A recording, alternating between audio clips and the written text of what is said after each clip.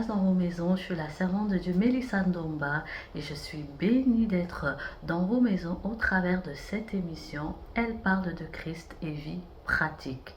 Je bénis la servante de Dieu Manuela qui m'a fait l'opportunité et la grâce de pouvoir partager la parole de Dieu avec vous et je prie que ces instants soient des instants bénis. Alors, sans plus tarder, avant de commencer notre moment de méditation de la parole de Dieu, j'aimerais que nous puissions prier. Car oui, en effet, qui d'autre que celui ou l'Esprit qui a inspiré la parole de Dieu peut nous guider dans notre temps de méditation de la parole de Dieu. La Bible déclare que toute écriture a été inspirée. Et nous croyons que celui qui a inspiré la parole de Dieu va nous la révéler ce soir. Alors nous aimerions courber nos têtes dans la prière pour inviter sa présence. Seigneur, nous te disons merci. Merci pour l'opportunité que tu nous donnes encore de pouvoir partager ta parole.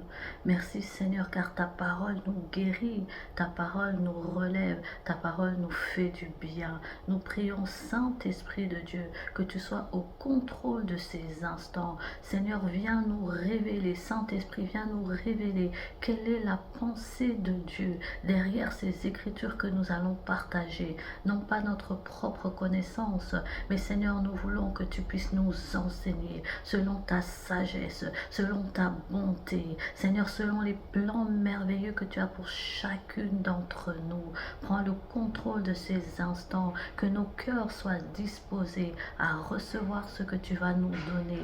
Parle à un cœur, dépose une semence dans un cœur, une semence qui portera du fruit et du fruit digne de la repentance. Nos esprits, nos âmes, Seigneur, nos cœurs sont disposés à recevoir ce que tu vas nous donner. Et c'est au nom de Jésus que nous avons ainsi prié et nous disons Amen.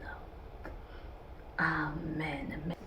Nous commençons donc notre temps de méditation de la parole de Dieu en lisant dans le livre de Genèse, chapitre 12, à partir du verset 1.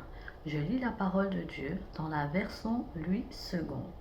La Bible déclare ceci: L'Éternel dit à Abraham, va-t'en de ton pays, de ta patrie et de la maison de ton père, dans le pays que je te montrerai.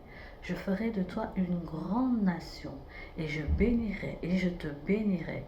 Je rendrai ton nom grand, et tu seras une source de bénédiction. Alléluia.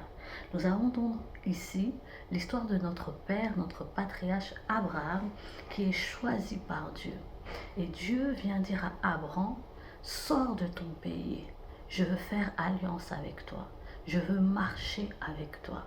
Abraham obéit à la voix de Dieu et sort de son pays. Et il commence à marcher avec Dieu. Il commence à cheminer avec Dieu. Et dans sa marche avec Dieu, jour après jour, le Seigneur le taille, le Seigneur le forme, le Seigneur l'éduque, le Seigneur l'équipe. Et vient ce moment, en Genèse chapitre 15, à partir du verset 3, je vais lire. Genèse 15, 3. La Bible dit ceci, toujours dans la version Louis II. Et Abraham dit, voici, tu ne m'as pas donné de postérité, et celui qui est né dans ma maison sera mon héritier. Alors la parole de l'Éternel lui fut adressée ainsi. Ce n'est pas lui qui sera ton héritier, mais c'est celui qui sortira de tes entrailles qui sera ton héritier. Dieu lui fait donc la promesse que naîtra de ses entrailles un fils. Et j'aime, c'est que le verset 6 dit, Genèse 15, 6, la Bible dit ceci, Abraham eut confiance en l'Éternel qui le lui imputa en justice. L'Éternel lui fait une promesse et Abraham eut confiance. J'aimerais t'exhorter, ma sœur. Toi qui suis cette émission, certainement que tu as reçu une promesse de la part du Seigneur. Certainement que tu attends quelque chose de la part du Seigneur. Laisse-moi te dire ceci. Fais confiance en Dieu. Fais confiance à l'Éternel. Ce qu'il dit, il l'accomplit. Il n'est pas un homme pour mentir, ni un fils de l'homme pour se repentir. Peu importe le temps que cela prendra, il l'accomplira certainement. La Bible dit dans le livre d'Habakkuk, oh, même si la promesse tarde, elle s'accomplira et elle s'accomplira certainement. Prends-le pour toi, aie confiance en Dieu, espère en l'Éternel et tu ne seras pas déçu. Notre Père, notre patriarche, notre modèle dans la foi a espéré, a eu confiance et l'Éternel s'est souvenu de cette promesse. Quelques années plus tard, l'Éternel le visite lui et sa femme Sarah et il leur donne un fils, Isaac, le fils de la promesse. Gloire à Dieu. Isaac naît, il grandit, puis arrive le moment où Isaac doit se marier. Et là, nous sommes dans Genèse 24. Genèse 24, je vais lire. Abraham était vieux, avancé en âge, et l'Éternel avait béni Abraham en toutes choses.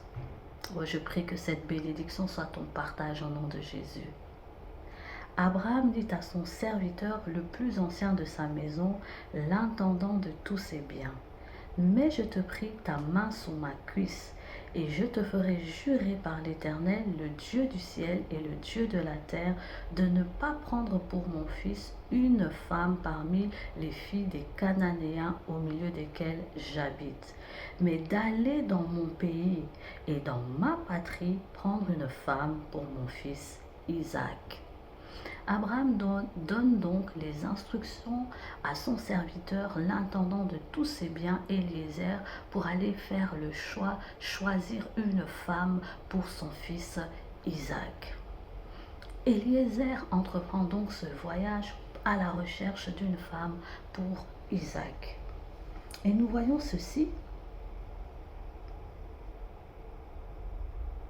Eliezer fait son voyage et il arrive dans le pays.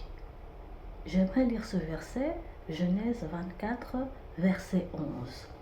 La Bible dit ceci, « Il fit reposer les chameaux sur leurs genoux, hors de la ville, près d'un puits, au temps du soir, au temps où sortent celles qui vont puiser de l'eau. » Alors j'aime cette précision, la Bible est précise. Eliezer ne va pas se positionner n'importe où pour chercher une femme pour Rebecca. Il ne va pas à la sortie des universités, il ne va pas dans des discothèques, il ne va pas au mall, au supermarché, il ne va pas dans une place publique, mais il va près d'un puits. Et nous savons que près d'un puits, il y a de l'eau. Et l'eau symbolise la parole de Dieu.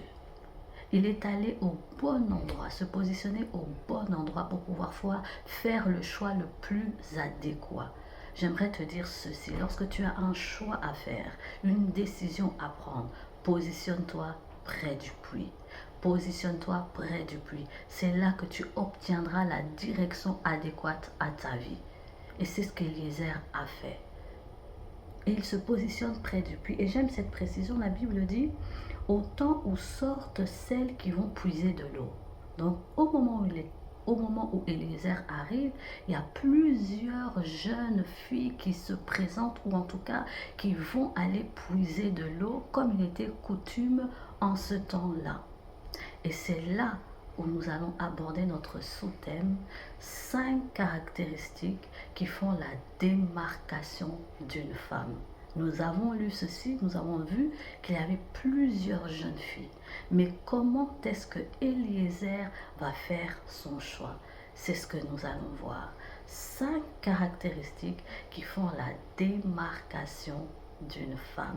Alors, le premier critère ou la première chose qui va démarquer Rebecca, puisque c'est d'elle qu'on parle, servante Manuela m'a précédé, donc nous nous complétons. Ici nous parlons de Rebecca. Le premier critère qui a permis à Eliezer de sélectionner Rebecca, c'est que Rebecca connaissait son identité. Nous sommes toujours dans Genèse 24, Genèse 24, 24, nous allons lire cela. Genèse 24, 24. Alors, Eliezer lui pose la question. Et elle, Rebecca, répond. Elle répondit, je suis fille de Bethuel, fils de Milca et de Nacor. Autrement dit, je connais mon identité, je sais qui je suis, je sais d'où je viens, je connais ma racine. Et j'aimerais te poser la question à toi, ma sœur, qui suit cette émission. Sais-tu qui tu es? Connais-tu ton identité?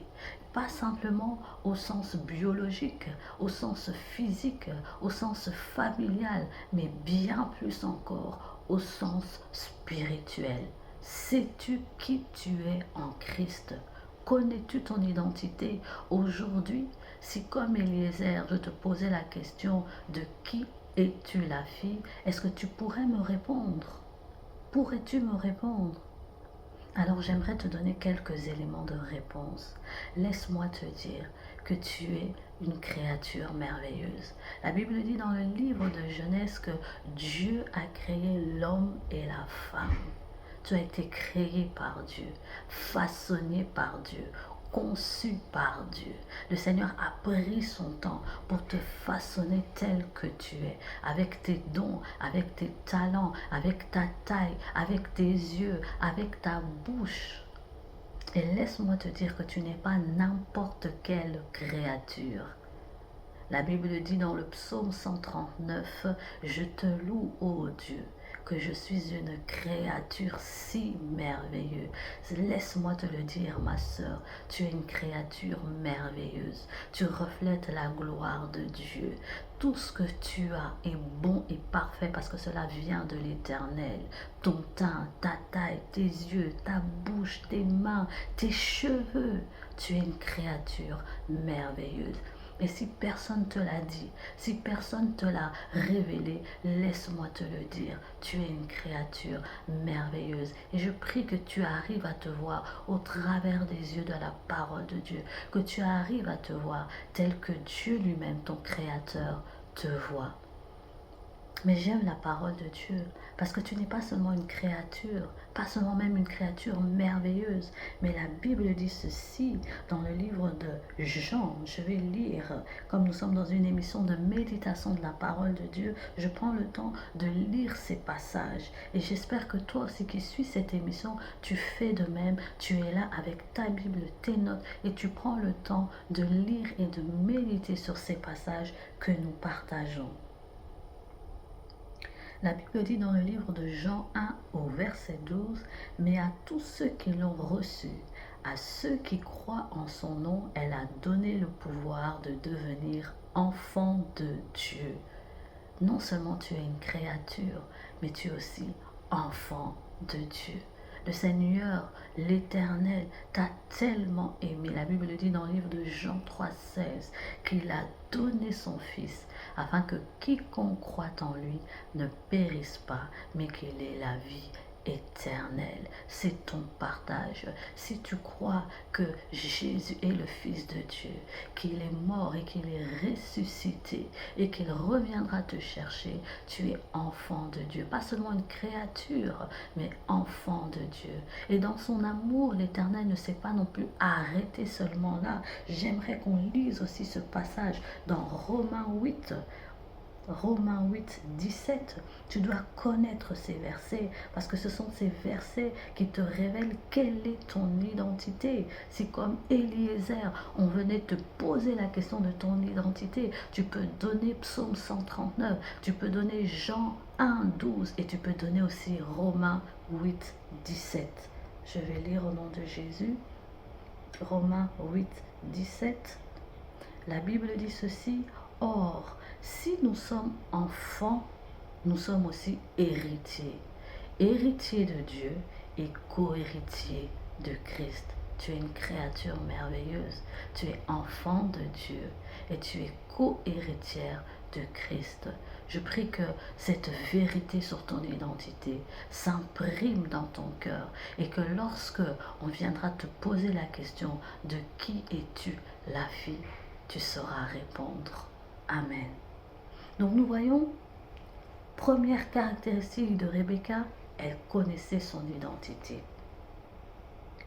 Deuxième caractéristique de Rebecca qui l'a distinguée des autres jeunes femmes qui venaient aussi pour chercher de l'eau, elle était polie, elle était serviable, elle était attentive aux besoins des autres. Il y avait bien d'autres jeunes filles qui étaient là, mais c'est elle qui a vu que tiens, il y a un voyageur qui vient de loin. Peut-être qu'il a besoin de l'eau, peut-être il a soif, il a besoin d'eau, il a fait un long voyage. Et lorsque Eliezer lui adresse la parole, oh, elle répond poliment. Elle répond poliment, jeune sœur, laisse-moi te dire que l'insolence, l'impolitesse, des réponses pleines de colère te disqualifient pour être sélectionnée et pour te démarquer des autres jeunes filles de ta génération. On lui a posé une question, elle a répondu poliment, elle a été serviable, elle a été attentionnée. Autrement dit, elle a manifesté le caractère de Christ, elle a manifesté les fruits de l'esprit dont parle Galates 5 à partir du verset 22. Tu veux être différente des autres, forme en toi le caractère de Christ, la douceur, la compréhension, l'amour, la compassion. Voilà ce que Rebecca a manifesté. Et je prie que toi qui me suis, tu puisses aussi commencer à travailler ton caractère. Demander à Dieu de te délivrer de ce caractère qui t'empêche parfois d'être en relation, pas spécialement en relation amoureuse, mais même en relation amicale, relation avec des collègues. Ce caractère, cette façon de parler qui brise tes relations, je prie que tu en sois délivré et que comme Rebecca, tu sois une femme d'un caractère doux, d'un caractère paisible, d'un caractère attentionné qui manifeste l'amour. C'est ce qui a distingué Rebecca. Elle connaissait son identité, elle avait le caractère de Christ. Troisième caractéristique qui a distingué Rebecca des autres filles qui sortaient aussi pour puiser de l'eau, c'est qu'elle était travailleuse. Travailleuse. Savez-vous combien de litres d'eau peut boire un chameau?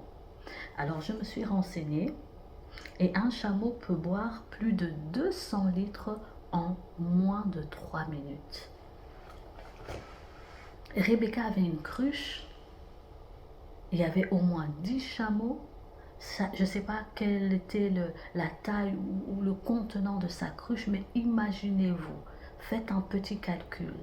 Sa cruche, avec sa petite cruche ou même sa cruche de taille moyenne, elle a dû nourrir ou abreuver plus d'une dizaine de chameaux. Elle ne s'est pas fatiguée, remplissant sa cruche, cruche après cruche. Caractéristique, elle était une femme déterminée. Ah oui, elle était déterminée. Voyez dans le livre toujours de Genèse 24, qui est notre passage de base, je vous encourage vraiment à prendre le temps de lire tout le chapitre en entier pour avoir tous les éléments par rapport à ce que je suis en train de dire ici. Nous voyons qu'une fois que Eliezer a rencontré Rebecca lui a donné de l'eau à ses chameaux. Rebecca l'a emmené dans sa famille et lui explique les circonstances dans lesquelles elle a rencontré Eliezer. Et la famille voulait la garder encore quelques jours. Et Eliezer dit non, je voudrais rentrer avec elle, je veux rentrer avec elle. Et dans cette discussion entre Eliezer et la famille de Rebecca, il décide d'appeler Rebecca et de lui demander son avis. Et là, Rebecca se présente et on lui dit, je voudrais quand même le lire, on lui pose la question, est-ce que tu veux y aller avec Eliezer? Je vous rappelle qu'elle ne l'avait jamais vu, c'était la première fois qu'elle le rencontrait. Et elle allait aussi vers l'inconnu. Genèse 24, on lui pose donc la question. Genèse 24, 58, la Bible dit ceci, ils appelèrent donc Rebecca et lui dirent, veux-tu aller avec cet homme? Elle répondit, j'irai. Elle répondit, j'irai. Elle était déterminée. déterminée. Rebecca savait exactement ce qu'elle voulait. Elle connaissait exactement sa destinée. Elle savait où elle voulait aller. Elle avait une vision claire pour sa propre vie. Et c'est ce qui l'a démarquée des autres jeunes filles qui venaient aussi puiser de l'eau. Et c'est ce qui a permis qu'Eliezer porte son choix sur elle. Elle était déterminée. Elle savait ce qu'elle voulait. Jeune sœur, maman, jeune femme, on te pose la question, tu vas habiter en Belgique ou au Canada? Tu ne sais pas. Tu veux travailler dans quel secteur? Médical ou tu préfères plutôt dans l'administration? Tu ne sais pas.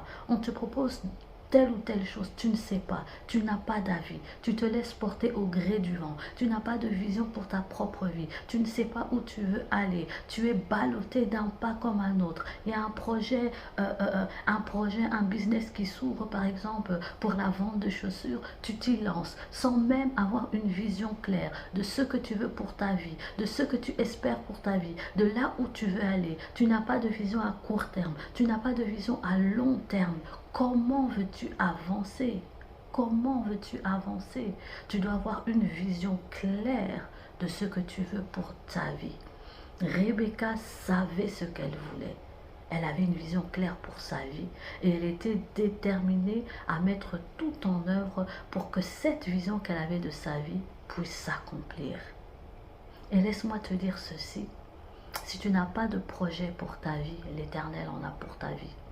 La Bible dit dans le livre de Jérémie 29, car j'ai formé sur vous des projets de paix et de bonheur. Voilà la destinée que l'Éternel a formée sur ta vie, des projets de paix et de bonheur. Et je prie que tu puisses les vivre, je prie que tu puisses les expérimenter au nom de Jésus, au nom de Jésus.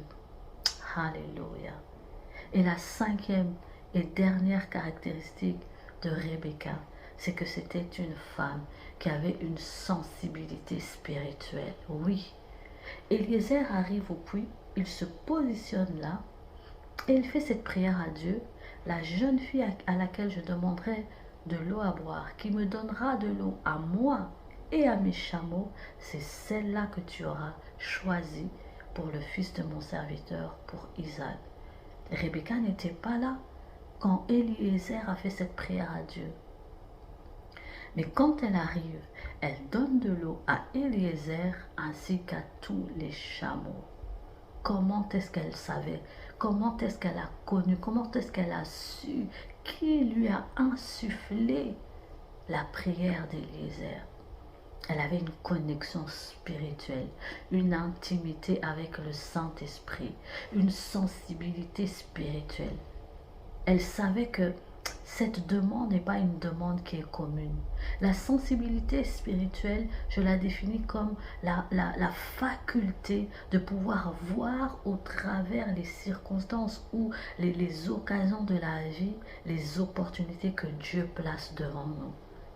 Oui, elle a dépassé les yeux physiques. Peut-être qu'il était sale, il avait fait une longue route, il était certainement poussiéreux, il sentait peut-être mauvais. Mais elle est passée au-dessus. Elle a activé les yeux spirituels et elle a vu que derrière, c'était l'opportunité que Dieu lui donne d'aller vers sa destinée. Je prie que comme Rebecca, tu sois une femme qui soit spirituelle. Ne te limite pas à ce que tes yeux physiques peuvent voir. Va au-delà, va au-delà. Cultive ton intimité avec le Saint-Esprit. C'est ce qui va te démarquer des autres femmes. Oui, Rebecca connaissait son identité. Rebecca manifestait le caractère de Christ. Rebecca était une femme travailleuse, elle servait le Seigneur. Rebecca était déterminée, elle savait, elle connaissait sa destinée. Et Rebecca était une femme spirituelle. Elle avait la sensibilité spirituelle, cette sensibilité qui se construit, qui se maintient, qui se manifeste par la vie de prière, par la méditation de la parole de Dieu, par l'écoute du Saint-Esprit. Et elle a su détecter cette opportunité qui était devant elle. Je prie que tu sois Rebecca. Je prie que je sois Rebecca. Je prie que Dieu puisse créer en nous toutes ces caractéristiques, que le Saint-Esprit puisse les forger en nous, que nous soyons des Rebecca du temps moderne et que nous puissions nous distinguer dans cette génération. Alors je voudrais clôturer en disant ceci. Rebecca, c'est toi. Rebecca, c'est moi. Pourquoi? Parce que Rebecca, c'est l'image. C'est l'image du chrétien que le Seigneur va chercher. Abraham, le Père, envoie Eliezer, l'image du Saint-Esprit, chercher Rebecca pour la donner en mariage à Isaac. C'est l'image de Dieu le Père qui envoie le Saint-Esprit te chercher, me chercher, pour que tu puisses rencontrer Isaac. Isaac est l'image du Seigneur Jésus-Christ, qui est le véritable époux, celui qui ne faillira jamais, celui qui te donnera du repos, celui qui te promet la vie éternelle. Alors oui, peut-être que tu attends un mariage physique, mais au-delà de ce mariage physique, il y a un mariage spirituel avec le Seigneur Jésus-Christ. Et c'est celui-là qui est le plus important. Et je prie que tu ne puisses pas le manquer. Alors que nous sommes en train de terminer cette émission, j'aimerais prier pour toi. J'aimerais prier pas simplement pour que tu sois Rebecca des temps modernes, mais surtout pour que tu sois l'épouse de Christ. Nous prions au nom de Jésus. Seigneur, merci. Merci pour ces temps que nous avons passés au travers de ta parole, Seigneur. Nous comprenons que, oh, comme Rebecca, nous devons connaître notre identité. Nous devons, Seigneur, avoir le caractère du Christ. Nous devons te servir. Nous devons être déterminés. Nous devons avoir la sensibilité spirituelle afin de nous démarquer dans cette génération. Mais nous comprenons aussi qu'au-delà de ce mariage physique que nous attendons peut-être ou dans lequel nous sommes déjà, il y a un mariage spirituel et c'est celui-là auquel nous aspirons. Je prie, Seigneur, qu'aucune d'entre nous ne puisse manquer ce grand rendez-vous. Et s'il y a des personnes qui suivent cette émission qui n'ont pas encore reçu Christ dans leur cœur comme Seigneur et Sauveur, je prie que tu parles à leur cœur. Je prie, oh Dieu, que tu puisses les conduire vers des personnes qui pourront les guider vers toi. Seigneur, que cette semence ne soit pas tombée sur une terre fertile, mais qu'elle porte du fruit dans le nom de Jésus. Répète simplement ces quelques mots après moi. Seigneur Jésus, je crois que tu m'aimes.